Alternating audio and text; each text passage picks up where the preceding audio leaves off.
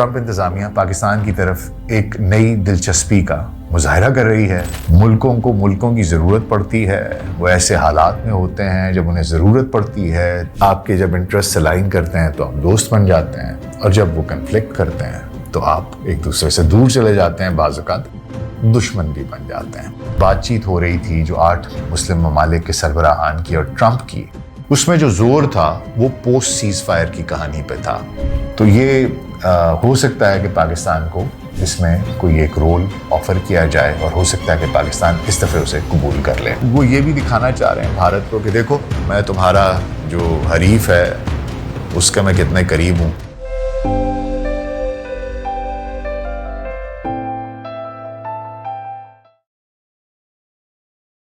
Global search pod cost میں doctor ناصر bag کے ساتھ آپ کی خدمت میں حاضر ہیں. السلام علیکم.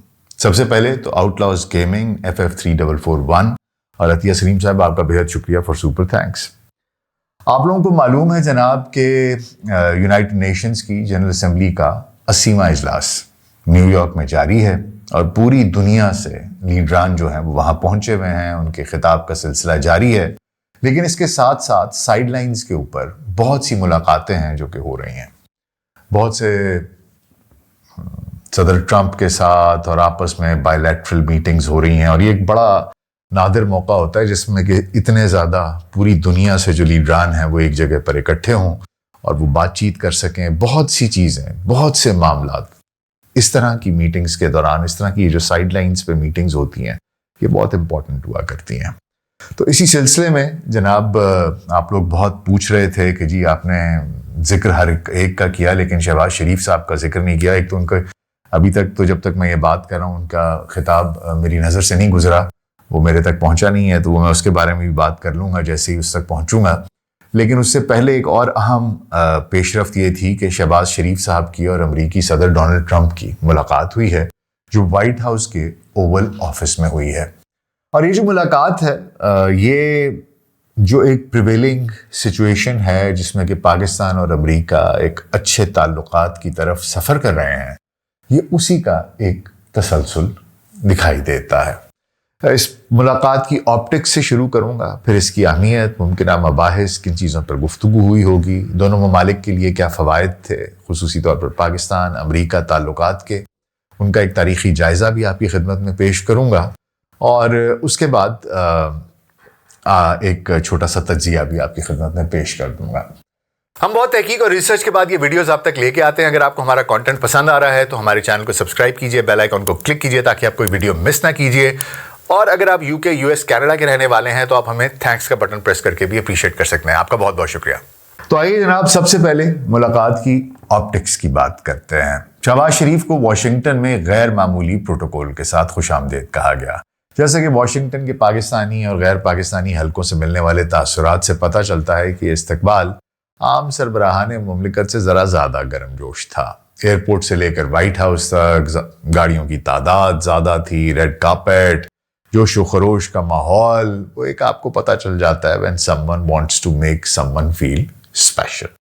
تو یہ ایک اشارہ ہے کہ امریکہ پاکستان کو ایک خاص مہمان کے طور پر, ایک خاص دوست کے طور پر ان کو یہ محسوس کرانا چاہ رہا ہے کہ جناب تسی ذرا دوجیاں تو مطلب everybody is equal but you are a little more equal. تو وہ جس طرح کہتے ہیں کہ stealing a line from George Orwell کہ اس نے تو کہا تھا everybody is equal but some are more equal but everybody is special, but to tell Shahbaz شریف صاحب that he is a little more special.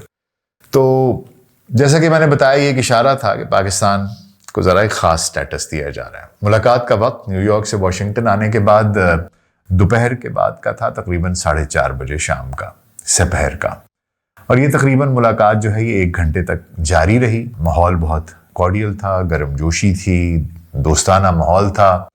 Trump نے شہباز شریف صاحب کا ہاتھ پکڑے رکھا, پکڑ کر کھڑے رہے, اور اس کے بعد تصاویر کھنچوائیں, اور فیلڈ مارشل عاصم منیر صاحب وہاں موجود تھے. باقی دنیا کے لیے شاید کوئی ایک غیر معمولی سی بات ہو, کیونکہ عام طور پر سویلین لیڈرز کے ساتھ ملاقات میں آرمی چیفز کا شامل ہونا نایاب سمجھا جاتا ہے, لیکن پاکستان کے تناظر میں یہ ایک نارملائز سی بات ہے. This is a new norm for Pakistan. اپنا چینل شروع کیا تو بہت سے چیلنجز کا سامنا تھا. ڈیزائن تھا, لوگوز تھے, اسکرپٹس تھے, ویڈیو ایڈیٹنگ تھی, تھمبنیلز تھے اور اس طرح کے اور بہت سے کام تھے. سمجھ میں نہیں آ رہا تھا. آخرکار فائبر واز دا سولوشن. تو حضور اگر آپ کا بھی بجٹ لمیٹڈ ہے اور آپ ان سروسز کے لیے پریشان ہیں تو ابھی پن کامنٹ میں کلک کیجئے, فائبر پہ جائیے اور بہترین ریٹس میں سروسز حاصل کیجئے. اپنا بہت خیال رکھیے گا. شکریہ. اس کے بعد شہباز شریف صاحب کے ساتھ پاکستانی وفد تھا جس میں فیلڈ مارشل عاصم منیر اور دیگر اعلیٰ افسران شامل تھے. ٹرمپ نے شہباز شریف کو ایک عظیم لیڈر کہا, فیلڈ مارشل عاصم منیر کو بھی ایک عظیم لیڈر کہا. ایک مثبت اشارہ ہے. اب آئیے ذرا تھوڑا سا اس کا انالیسس کر لیتے ہیں, تھوڑا سا ذرا گہرائی میں دیکھ لیتے ہیں اس چیز کو. یہ استقبال ایک ایسا استقبال تھا جیسا کہ امریکہ اپنے ایک پرانے اتحادی کو دوبارہ گلے لگا رہا ہو کہ بہت عرصے کے بعد ملاقات ہوئی ہے, کہاں تھے, کدھر رہے, کیا ہوتا رہا. اور واشنگٹن کے حلقوں میں یہ تاثر ہے کہ یہ پروٹوکول پاکستان کی شاید ایمبیسی کی درخواست پر کیا گیا ہوگا. انہوں نے کہا ہوگا کہ مزید تھوڑا سا ذرا خیال رکھیے گا یار, ہمارا بھائی آ رہا ہے, ہمارا پرائم منسٹر آ رہا ہے, ذرا دیکھنا کوئی کم چھک کے رکھ رہا, ذرا اچھا پروٹوکول دے رہا ہے تو شاید بعض لوگ کہتے ہیں اس وجہ سے ہوا ہے, بعض لوگ کہتے ہیں کہ نہیں ایسا نہیں ہے, یہ ڈپارٹمنٹ آف اسٹیٹ جو ہے اس کی سطح پر طے ہوتا ہے اور یہ انہی کی مرضی ہوتی ہے کہ وہ کس کو اچھے طریقے سے ملیں, کس طریقے سے نہ ملیں, لیکن سفارشات بھی مان لی جاتی ہیں. تو اس سے یہ ظاہر بہرحال ہوتا ہے کہ ٹرمپ کی انتظامیہ پاکستان کو ایک اسٹریٹجک پارٹنر کے طور پر دیکھ رہی ہے, خاص طور پر موجودہ عالمی حالات میں. ماحول میں جوش تھا, تصاویر سے لگتا تھا کہ ٹرمپ شہباز کو ایک قریبی دوست کی طرح ملے ہیں. فیلڈ مارشل عاصم منیر صاحب کی موجودگی اس ملاقات کو مزید اہم بناتی ہے کیونکہ یہ سویلین اور ملٹری لیڈرشپ کی ایک مشترکہ نمائندگی تھی. یہ آپٹکس پاکستان کی اندرونی سیاست پر بھی اثر ڈالے گی, جہاں یہ حکومت کی کامیابی کے طور پر پیش کیا جائے گا. اور اس کے ساتھ ساتھ ایک یہ بھی بہت ضروری ہے کہ ایک بہت سی کچھ چہمگوئیاں ہو رہی تھیں کہ شاید سب اچھا نہیں ہے, یا شاید کوئی ایک پیج پر نہیں ہے, یا شاید کوئی کسی اپرچونٹی کے انتظار میں ہے, with all the extension coming and all that. یہ ساری کہانیاں چل رہی تھیں اور لوگ بہت سی چہمگوئیاں ہو رہی تھیں کہ جناب ایک شاید دوسرے سے زیادہ وفاداری دکھانے کی کوشش کر رہے ہیں اور امریکہ کو وہ کرنے کی کوشش کر رہے ہیں. تو اکٹھے ملنا, اس ماحول میں ملنا, اس گرم جوشی کے ساتھ ملنا, شاید یہ وہ جو ساری کی ساری افواہیں تھیں ان کو بھی ان کی دم توڑ دیتا ہے کہ جناب لگتا نہیں ہے ایسا, کیونکہ اتنے اچھے طریقے سے ملاقات ہوئی ہے. اس ملاقات کی اہمیت کی بات کریں جناب تو یہ ملاقات اس وقت ہو رہی ہے جب ٹرمپ انتظامیہ پاکستان کی طرف ایک نئی دلچسپی کا مظاہرہ کر رہی ہے. دنیا میں 190 سے زیادہ ممالک ہیں اور امریکی صدر ہر لیڈر سے نہیں ملتے. یہ ملاقات اس لیے اہم ہے کیونکہ یہ امریکہ کی پاکستان سے ضرورت کو ظاہر کرتی ہے. پاکستان کی سیاست, علاقائی استحکام اور اقتصادی تعاون کے لیے یہ ایک بہت اہم ملاقات تھی. خاص طور پر یہ ملاقات شہباز شریف اور جنرل عاصم منیر کو ایک سیاسی مائلیج دے گی اور ٹرمپ کی ٹیم کو علاقائی مفادات پورا کرنے کا موقع. اس کی اہمیت کو سمجھنے کے لیے دیکھیں کہ ماضی میں ایسی ملاقاتیں صرف اس وقت ہوتی ہیں جب امریکہ کو پاکستان کی ضرورت ہوتی ہے. جیسے افغانستان سے انخلا کے وقت ان کی عمران خان سے ملاقات ہوئی. یہ نہیں کہ پاکستانی لیڈرز کی شخصیت کی وجہ سے یا کوئی ہمارے ہاں یہ ایک وہ رہا ہے. میں آگے چل کے آپ کو ڈیٹیل بتاؤں گا. کہانی کچھ یوں ہے جناب کہ ڈپلومیسی میں, فارن پالیسی میں کوئی فیورٹس نہیں ہوتے. آپ کہیں کہ بھٹو صاحب فیورٹ تھے یا ایوب خان فیورٹ تھے یا کوئی ان کی ذاتی کرزما تھا جس سے وہ ملتے تھے لوگوں کو, یا ضیاء الحق صاحب کے پاس کوئی ایسی جادو کی چھڑی تھی کہ وہ رام کر کے رکھتے تھے, یا مشرف صاحب کا جو گفتگو کا انداز تھا وہ ایسا کافرانہ تھا کہ کسی کو بھی قائل کر دیتا تھا. تو ایسا نہیں ہوتا ڈپلومیسی میں. ملکوں کو ملکوں کی ضرورت پڑتی ہے, وہ ایسے حالات میں ہوتے ہیں جب انہیں ضرورت پڑتی ہے تو کوئی آپ کے جب انٹرسٹ الائن کرتے ہیں تو آپ دوست بن جاتے ہیں, اور جب وہ کنفلکٹ کرتے ہیں تو آپ ایک دوسرے سے دور چلے جاتے ہیں, بعض اوقات دشمن بھی بن جاتے ہیں.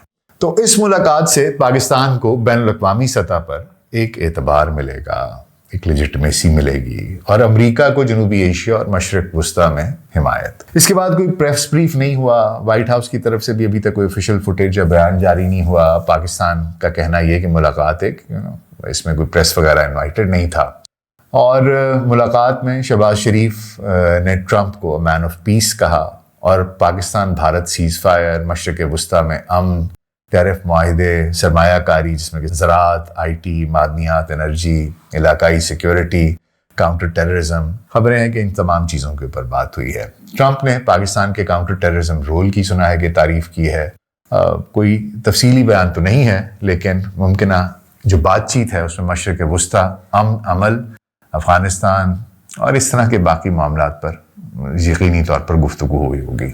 मैं यहाँ ये मज़ीद वाज़े करता चलूँ कि ऐसी मुलाकातों में हो जाता है कि चीज़ें बताई नहीं जाती, गुफ्तगू जो होती है वो उसी कमरे तक रहती है। लेकिन बहरहाल जैसा कि मैंने आपको बताया, इसके ऑप्टिक्स पाकिस्तान में एक पॉलिटिकल माइलेज देंगे, और अमेरिका जो कि उसके मामलात क्या हैं, उसको क्या फ़ायदे हो सकते हैं, क्या नहीं हो सकते हैं। आइए उनसे ज़रा बात कर लेते हैं कि अमेरिका को पाकिस्तान की ज़रूरत किन किन चीज़ों पर हो सकती है।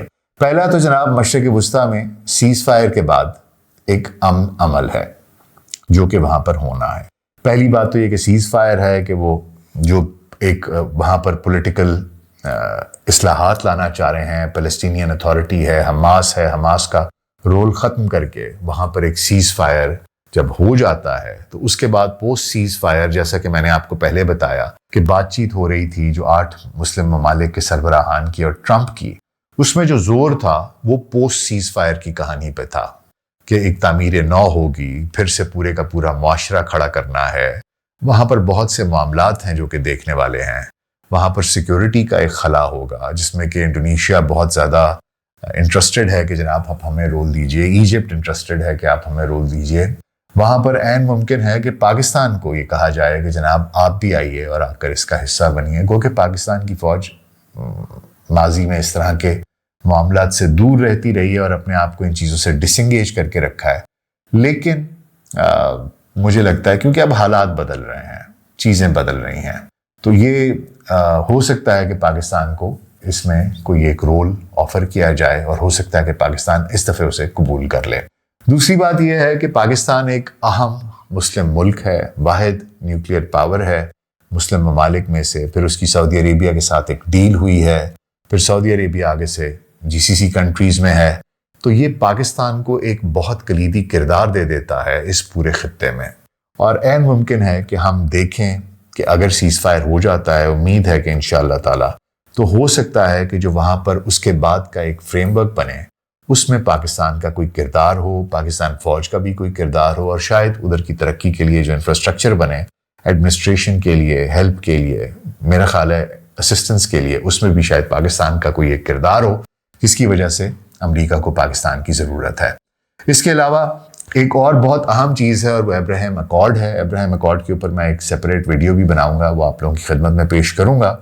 अब्राहम अकॉर्ड UAE है, बहरीन है, ये इस तरह के एक दो ममालिक हैं जिन्होंने कि इसराइल को एक्सेप्ट कर लिया हुआ। ये अकॉर्ड फिर उनके आपस में इकोनॉमिक टाइज़ भी हैं, ट्रेड टाइज़ भी हैं। तो ये जो मामला है वो ये चाह रहे हैं इसराइली के जनाब आप हमें सारे के सारे अरब कंट्रीज़ जो हैं वो बारी बारी एक्सेप्ट कर लें।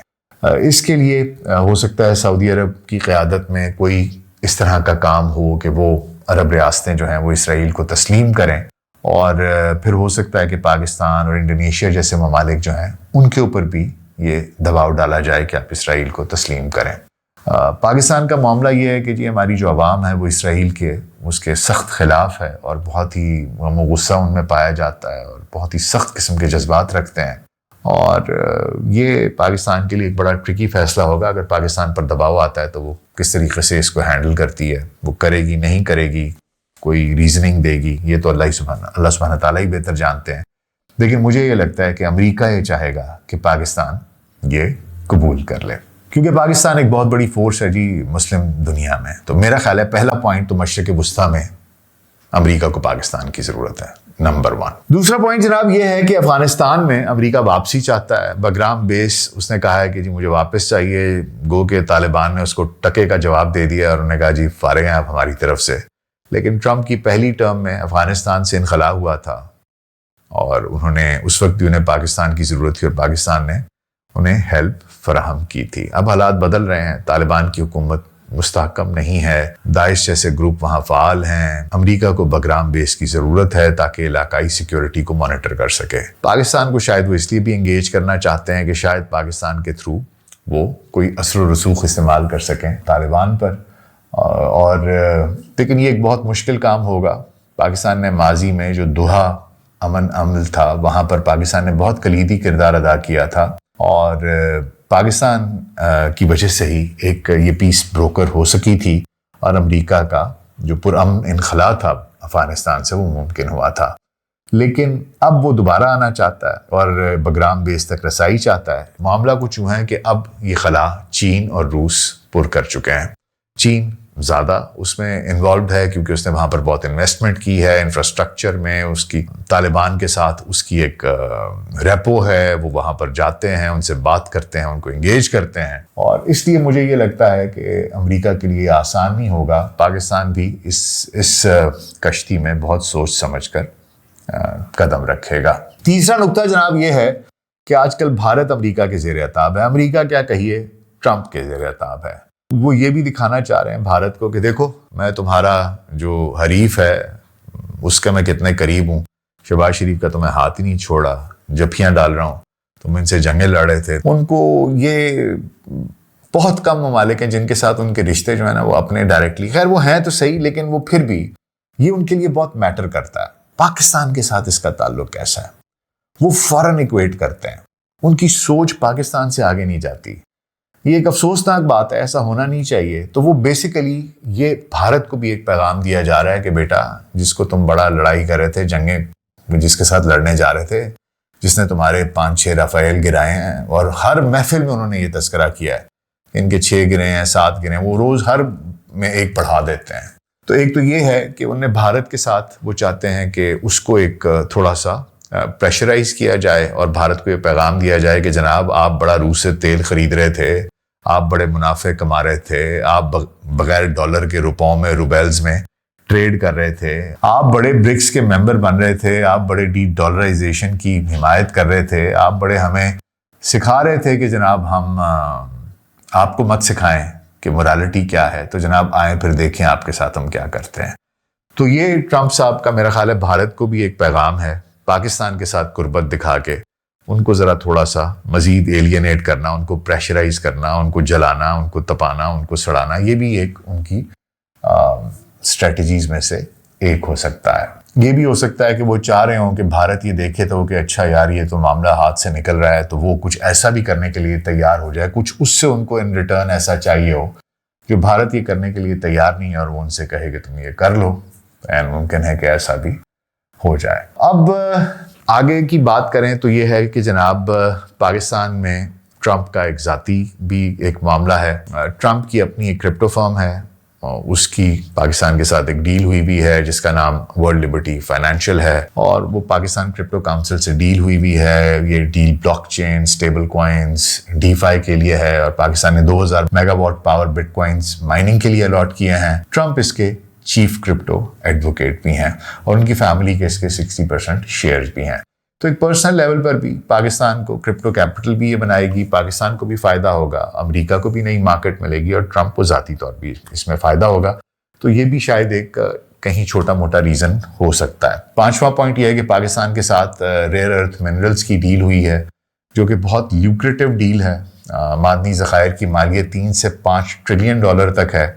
بلوچستان میں لیتھیم, کاپر, ریئر ارتھ ہے, اور امریکہ نے $500 ملین کی ڈیل کی ہے.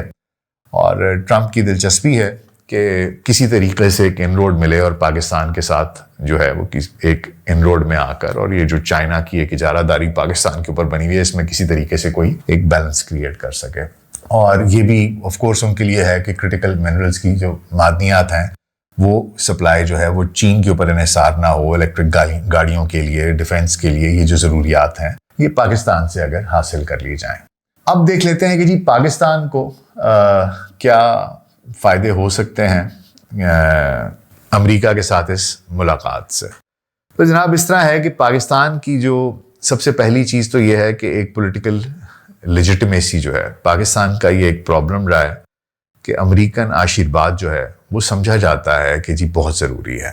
اگر آپ پھلنا پھولنا چاہتے ہیں, اگر آپ یہ دکھانا چاہتے ہیں کہ آپ ایک اسٹرانگ پولیٹیکل پاور ہیں اور آپ کی گورنمنٹ لیجٹمیٹ ہے پاکستان میں, تو اس کے لیے آپ کو امریکہ کے ساتھ تعلقات اچھے ہونا یہ بہت ضروری ہے. یہ آپٹکس آپ کے ملک کے اندر لوگوں کو بہت بڑا پیغام دیتا ہے. وہ لوگ جو آپ کے خلاف سازشیں کرتے ہیں اندر سے، ان کو یہ پیغام مل جاتا ہے کہ بھائی یہ تو تھرو ہے بگ باس کے ساتھ. کیونکہ اس کی ایک وجہ ہے، کیونکہ پاکستان کی جو حکومتیں ہیں وہ اکثر بیرونی طاقتوں کی ان سے لیجیٹمیسی حاصل کرتی رہی ہیں، اور یہ ملاقات جو ہے یہ شہباز حکومت کو مستحکم کرے گی. خاص طور پر جو ایک اپوزیشن ہے، عمران خان ہے، پی ٹی آئی ہیں، ان کے خلاف وہ جو اکثر اپنے ایک کوشش کرتے ہیں کسی طریقے سے کوئی ان روڈز کریٹ کریں، کسی طریقے سے کوئی ویک پوائنٹ کریٹ کریں، کہیں نہ کہیں کوئی ڈینٹ ڈالیں اور کہیں اپنا ایک ان روڈ بنا کر واپس مین اسٹریم پالیٹکس کے اندر آ سکیں جس طریقے سے وہ موجود تھے، اور کوئی امید کرتے رہتے ہیں کہ کوئی ویک پوائنٹ نظر آئے،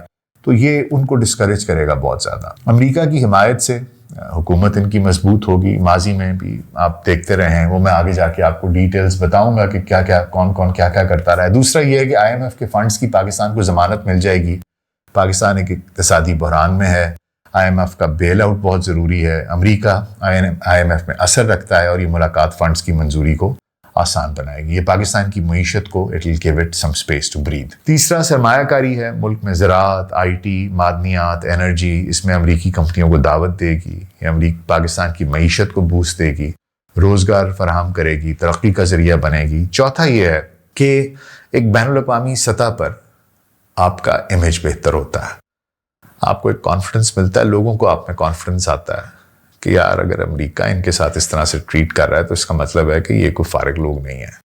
اور پھر پاکستان کا ایک بہت بڑا رول رہا ہے کاؤنٹر ٹیررزم میں پچھلے 40-50 سال میں، جو کہ دنیا اکثر اس کو نظر انداز کرتی ہے. اور بھارت جیسے جو ہمسائے ہیں یہ پھر جان بوجھ کر جلتی میں تیل ڈالتے ہیں اور پاکستان کو ایک بیڈ لائٹ میں شو کرنے کی کوشش کرتے ہیں، کیونکہ ان کا تو کام یہ ہے. تو یہ ہے کہ پاکستان کو اس طرح کی بات چیت سے اور اس طرح کی ملاقاتوں سے جو اس کی ایک ڈیو شیئر ہے رسپیکٹ کا، وہ میرا خیال ہے ریگارڈنگ کاؤنٹر ٹیررزم بات کر رہا ہوں، وہ ان کو شاید ملے. اس کے علاوہ پاکستان کی ملٹری ایڈ ہے، ڈرون ٹیکنالوجی ہے، اس کے علاوہ ٹیرفس میں رعایت ہے، یہ تمام چیزیں جو ہیں یہ بھی مل سکتی ہیں. آئیے اس سے پہلے کہ میں وائنڈ اپ کروں، میں چاہتا ہوں کہ ہر رژیم کے پاکستان میں جو بھی رہی ہیں ان کے امریکہ کے ساتھ تعلقات کیسے رہے ہیں، اور بس کوشش کروں گا کہ آپ کو جلدی سے بتا دوں. پاکستان کی آزادی کے فوراً بعد 1947 میں امریکہ نے پاکستان کے ساتھ سفارتی تعلقات قائم کیے اور اسے سرد جنگ کے تناظر میں ایک اہم کھلاڑی کے طور پر دیکھا. ابتدائی اقتصادی اور فوجی امداد فراہم کی تاکہ سوویت اثر کو روکا جا سکے. اس دور میں پاکستان نے مغرب کے ساتھ اتحاد کیا، جیسے سیٹو، سینٹو 54-55 میں اس میں شمولیت اختیار کی، جس سے امریکہ کی جانب سے $500 ملین سے زیادہ کے اقتصادی امداد اور فوجی آلات ملے تاکہ پاکستان کی دفاعی صلاحیت کو مضبوط کیا جا سکے. تاہم یہ تعلق عملی تھا، جہاں امریکہ پاکستان کو جنوبی ایشیا میں ایک اسٹریٹجک بفر ریاست کے طور پر دیکھتا تھا جو باہمی مفادات پر مبنی تھا، نہ کہ گہرے نظریاتی اتحاد پر. ایوب خان کا دور آیا 1958 سے 1969 تک. جنرل ایوب خان کی فوجی حکمرانی میں پاکستان امریکہ تعلقات اپنے عروج پر پہنچے، جہاں امریکہ نے 1960 کی دہائی کے وسط تک تقریباً $3 بلین کی فوجی اور اقتصادی امداد فراہم کی تاکہ پاکستان کی ترقی اور کمیونسٹ مخالف اتحاد کے طور پر مدد کی جا سکے، بشمول پاکستان اڈوں سے U-2 جاسوسی طیاروں کی پروازوں کے. 1965 کی پاک بھارت جنگ نے تعلقات کو تناؤ کا شکار کیا جب امریکہ نے دونوں ممالک پر ہتھیار کی پابندی لگائی، جس سے پاکستان کو مایوسی ہوئی اور اس نے چین اور سوویت یونین کی طرف رجوع کیا.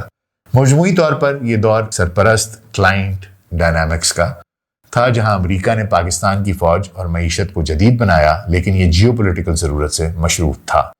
یہ کتاب بھی لکھی ایوب خان نے، فرینڈز ناٹ ماسٹرز، کے ہمیں دوست چاہیے آقا نہیں چاہیے. تو اس سے آپ سمجھ سکتے ہیں کہ تعلقات کیسے. یحییٰ خان کا دور آیا 1969 سے 71 تک کا. جنرل یحییٰ خان کے مختصر حکمرانی میں امریکہ پاکستان تعلقات خفیہ سفارتکاری کے طرف مڑے، خاص طور پر جب پاکستان نے 1971 میں نکسن کی چین سے رابطے کی سہولت فراہم کی، جس سے امریکہ کی جانب سے شکر گزاری اور مسلسل حمایت ملی. تاہم 1971 کی پاک بھارت جنگ اس نے اتحاد کو شدید آزمائش میں ڈالا، جہاں امریکہ نے پاکستان کی طرف جھکاؤ تو دکھایا اور USS انٹرپرائز کو بنگال کی خلیج میں بھیجا، لیکن یہ علامتی اشارہ تھا، پاکستان کی شکست اور مشرقی پاکستان کے نقصان کو نہ روک سکا. اس دور میں تعلقات نے امریکہ کی اسٹریٹجک جو کیلکولیشنز ہیں وہ سامنے کر دیں اور چین اوپن ہو گیا. پاکستان کی علاقائی سالمیت پر انہوں نے باقی چیزوں کو ترجیح دی، جس سے پاکستان میں دیر پا ناراضی پیدا ہوگی۔ ذوالفقار علی بھٹو کا دور آیا۔ ذوالفقار علی بھٹو کی سویلین حکومت نے 1971 کی جنگ کے بعد امریکہ کے ساتھ تعلقات کی بحالی کی کوشش کی اور پاکستانی جنگی قیدیوں کی رہائی پر بات چیت کی، لیکن پاکستان کی جوہری خواہشات پر تعلقات خراب ہوئے، جو امریکہ نے پھیلاؤ کا خطرہ سمجھا۔ بھٹو کی آزاد خارجہ پالیسی بشمول عرب دنیا اور چین سے قربت، OIC کا قیام، امریکہ کے مفادات سے وہ ٹکر میں تھا، جو فورڈ انتظامیہ کی جانب سے جوہری پروگرام روکنے کے لیے پابندیوں اور دباؤ میں منتج ہوا۔ اس کے بعد پھر ہر کسی کو پتا ہے کہ معاملات کچھ اچھے نہیں چلتے رہے، اور پھر بھٹو صاحب کے ساتھ جو ہوا وہ بھی ہم سب کو معلوم ہے۔ اس کے بعد ضیاء الحق کا دور آیا 1977 سے 1988 تک کا۔ ایک فوجی عامر تھے، سوویت یونین نے افغانستان پر حملہ کر دیا، افغان جہاد شروع ہو گیا، پاکستان ایک فرنٹ لائن سٹیٹ بن گیا۔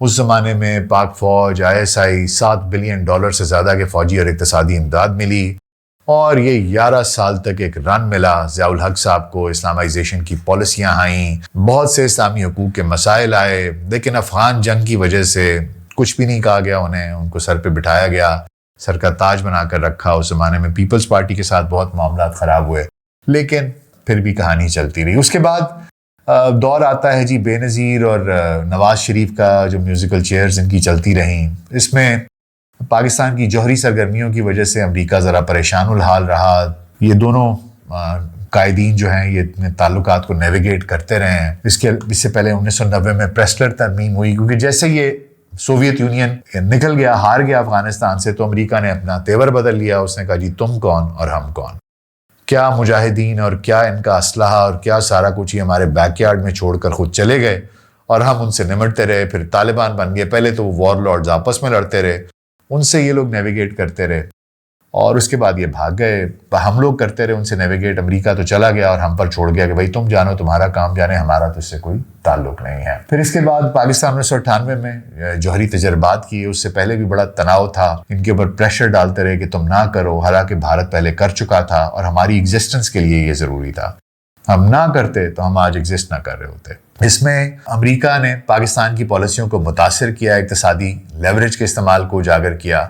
اس کے بعد پرویز مشرف کا دور آتا ہے، 9/11 کے حملے ہوتے ہیں، امریکہ کا ایک کلیدی اتحادی بن جاتے ہیں، دہشت گردی کی جنگ، اس میں حمایت کا وعدہ ہوتا ہے، پاکستان کے اڈوں تک رسائی آتی ہے، $10 بلین سے زیادہ کی امداد ملتی ہے، میجر نان نیٹو ایلائی کا سٹیٹس ملتا ہے۔ وہ طالبان کے ساتھ وہ ہمیں کہتے ہیں جی پاکستان کو آپ ڈبل گیم کر رہے ہیں، پاکستان کہتا ہے جناب ایسا نہیں ہوتا۔ پھر پرویز مشرف کی برطرفی ہو جاتی ہے، آصف علی زرداری آ جاتے ہیں، انہی کی دور میں اسامہ بن لادن مل جاتا ہے یہاں سے۔ اس کے بعد اور زیادہ مسائل بڑھ جاتے ہیں، پھر لوگر بل آ جاتا ہے، اس کے ذریعے $7.5 بلین کی غیر فوجی امداد حاصل کی جاتی ہے، سویلین اداروں کو مضبوط کیا جاتا ہے۔ لیکن 2011 جیسے میں نے آپ کو بتایا ایبٹ آباد میں اسامہ بن لادن وہ مل جاتا ہے، اور پھر معاملات مزید خراب ہونے شروع ہو جاتے ہیں، اور نیٹو کے جو سپلائی روٹس ہیں وہ عارضی طور پر بند کیے جاتے ہیں، اور یہ بہت سے بحران کریٹ ہو جاتے ہیں۔ پھر نواز شریف صاحب کا دور آتا ہے، اور ان کی جو مدت ہے اس میں بھی وہ کوشش کرتے ہیں کہ اس طریقے سے اقتصادی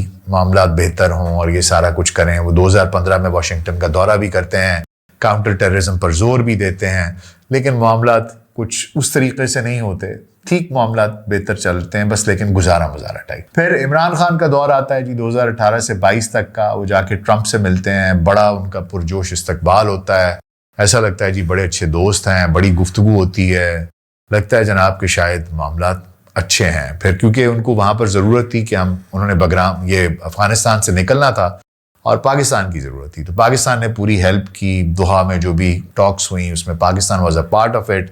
لیکن جیسے ہی امریکہ میں صدر ٹرمپ جاتے ہیں، بائیڈن آتے ہیں، تو وہ عمران خان سے بات تک نہیں کرتے، اور اس کے بعد عمران خان کے خلاف ایک نو کانفیڈنس موشن آتا ہے۔ وہ کہتے ہیں کہ جی امریکہ نے، اور وہ جو ڈونلڈ لو کا خط اور وہ سارا کچھ، وہ کہتے ہیں کہ جی ان کی وجہ سے میری حکومت گئی ہے، اور پھر کبھی کہتے ہیں گئی ہے، کبھی کہتے ہیں نہیں گئی ہے، کبھی انہی سے کوشش کرتے ہیں، وہاں پر ہی لابینگ فرمز کو ہائر کرتے ہیں کہ آپ دیکھیے ہمارے ساتھ کیا ہو رہا ہے۔ تو یہ ایک عجیب سا کھیل چلتا رہتا ہے۔ اور اب شہباز شریف صاحب کی حکومت ہے جن کے ساتھ کہ وہ جو ایک ہمارا ہائیبرڈ سسٹم چل رہا ہے، جس میں کہ فیلڈ مارشل عاصم منیر صاحب بھی ہیں اور وزیر اعظم شہباز شریف صاحب بھی ہیں، ان کے دور میں اب یہ ایک بریک تھرو ہوئی ہے جس میں کہ پاکستان ایک فرنٹ لائن پارٹنر کے طور پر ایک دفعہ پھر دیکھا جا رہا ہے۔ میں آخر میں صرف اتنا کہوں گا جی کہ डिप्लोमेसी में, फॉरेन पॉलिसी में कोई भी परमानेंट फ्रेंड्स या एनिमीज नहीं होते। पाकिस्तान में के ज़माने में लोग कहते थे कि 3 A's पाकिस्तान चलाते हैं, अल्लाह, अमेरिका और आर्मी। तो अब आप खुद समझ सकते हैं कि ये किस तरह का ताल्लुक है, क्योंकि पाकिस्तान में देखिए बहुत कम ममालिक हैं जहाँ पर कि उनकी इंटरनल पॉलिसीज़ जो हैं वो उनके लोग बनाते हैं या वो खुद बनाते हैं। इंडिया के ऊपर आप जितनी मर्जी तनकीद कर दें, one of them is India. They have been very strong. वो जो उनके मुल्क के लिए अच्छा होता है वो करते हैं। पाकिस्तान जैसे ममालिक में हमें बहुत सी चीज़ें देखनी पड़ती हैं, बहुत सी चीज़ें देखनी पड़ती हैं, और तारीख़ हमें ये बताती है कि हमारे फ़ैसले आम तौर पर उन पर बैरूनी क़ुव्वतें असरअंदाज हो जाया करती हैं। उस तरीके से आज़ादी नहीं जिस तरीके से होनी चाहिए। इसी वजह से हम बाहर देखते हैं लेजिटिमेसी के लिए, स्ट्रेंथ के लिए, ताकि इंटरनल जितने हमारे कोई इस तरह के एलिमेंट्स हैं जो हमें थ्रेट दे सकते हैं, उनको ये पता चल जाए कि भाई ये वहाँ से आ रही है लेजिटिमेसी, वहाँ से आ रही है ये strength, and we stand our ground. तो ये इस सारी की सारी मुलाकात की एक छोटी सी एनालिसिस था। पाकिस्तान के लिए बहुत इम्पॉर्टेंट होगा हम किस तरीके से मशरक़ वस्ता में अपना पार्ट प्ले करते हैं, और किस तरीके से हमारे अमेरिका के साथ जो ताल्लुकात हैं वो चाइना के साथ ताल्लुकात को गड़बड़ नहीं करते। ये बहुत ज़रूरी है कि चाइना को कॉन्फ्रेंस में लिया जाए, क्योंकि 80% हथियार वहाँ से आते हैं, सारी इन्वेस्टमेंट उनकी है, आपका वो आयरन क्लैड ब्रदर है। So no matter what kind of relationships we have with America, we should actually be the one who facilitates America-China rapprochement instead of creating a situation which is difficult for us. How we do that, that is up to our leaders and our diplomats. Let's hope they do a good job. अपना ख्याल रखिएगा। शुक्रिया।